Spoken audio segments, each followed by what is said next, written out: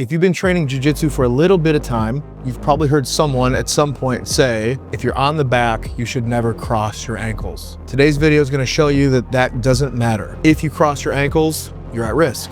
If you don't cross your ankles, you're still at risk. All that truly matters is proper foot placement, which we will cover after I show you the sneaky little ankle lock. Let's dive in.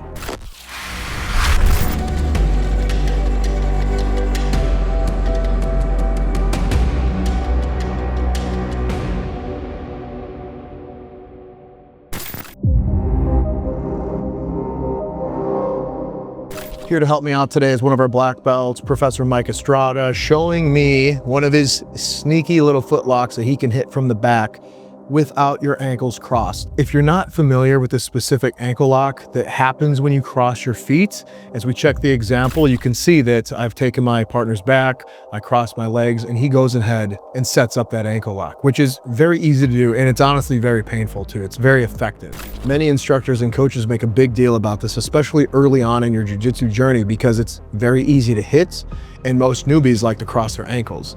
But if you're dealing with someone who knows what they're doing, it doesn't matter if you cross your ankles or not. If your feet are in the wrong place at the right time, you can get ankle locked from back control. So as we check the example, I've taken his back. Now in this situation, what he wants to do is he's going to grab his own pant leg, as you're seeing here, and then pulling his lower leg up so that he can trap the top half of my foot.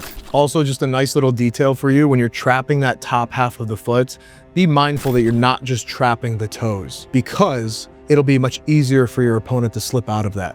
If you trap the top half of the foot, essentially where, if you could picture your toes connecting into the foot itself, that's what's gonna make this very, very difficult to escape from. It locks the foot in, it's very secure, and you try to pull your foot away because that's instinctively what we want to do, and it just makes this whole thing tighter. Now, as you're watching this, as he's hipping in, it's putting a lot of downward pressure on the top half of my foot, but it also rotates my heel up and out and away. So not only are you going to feel this in your ankle, you will feel it in your knee if done correctly. It's almost, in a way, kind of like a heel hook because it's twisting your heel out. That twisting tension can cause a lot of damage to the knee, so you want to be careful here. But as you noticed, he didn't need my feet to be crossed to hit this. The thing I like about this foot lock is it's very simple, it's very easy to do, it's very easy to learn and then apply immediately. It's also a nice Hail Mary if someone's getting in on your neck and you feel that you're not going to be able to defend the choke.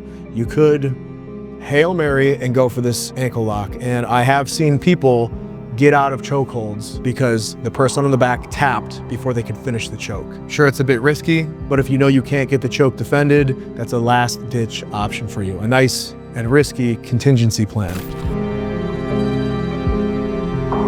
And I just want to take a second to give my sponsor, X Martial, a shout out. On the mats, you've got seconds to react and sometimes even less. You train for hours to move with precision. Your gear should keep up.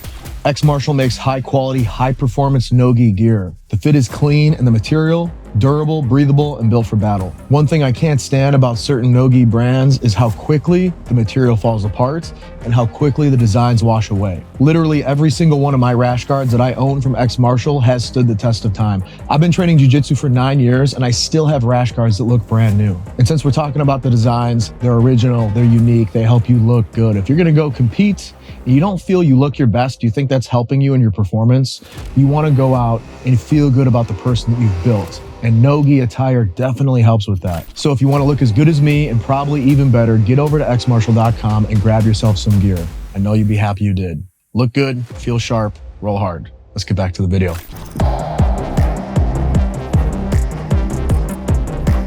Now let's just talk about how to avoid this altogether, because this is obviously an important piece to the puzzle. You did all that work to get the back control. The last thing you want to do is end up tapping to a foot lock. So as we watch this example, you can see that my foot placement is directly in front of his thighs. I'm almost inside of his inner thighs, but my feet are extended forward just enough that he's able to wrap his lower leg over top of my foot. Really what I want to be is a little bit higher on his thighs. You don't need to be in super deep to have control over your opponent's lower body. And a lot of guys and gals will overcommit, leaving themselves exposed because they feel that they need that extra depth for control of the lower body. You don't need to do that. You can just have your heels across their upper thighs, using your hamstrings and hips to pull your opponent into to have nice control. At the end of the day, just like everything in jiu-jitsu, it takes reps, it takes practice. So give it a shot. If you're not getting it right away, be easy on yourself, because that's what jiu-jitsu is. The people who are good at jiu-jitsu don't let their mistakes slow them down. They don't let their mistakes discourage them. You make a mistake and then you try to learn from it. Take a little data from it, right?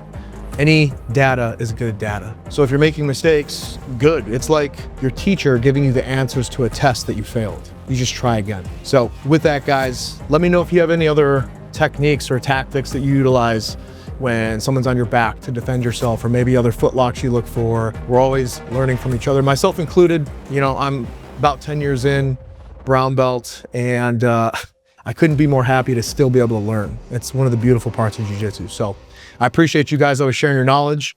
You know how we like to end them, sometimes backwards, always forwards. I'll see you in the next one.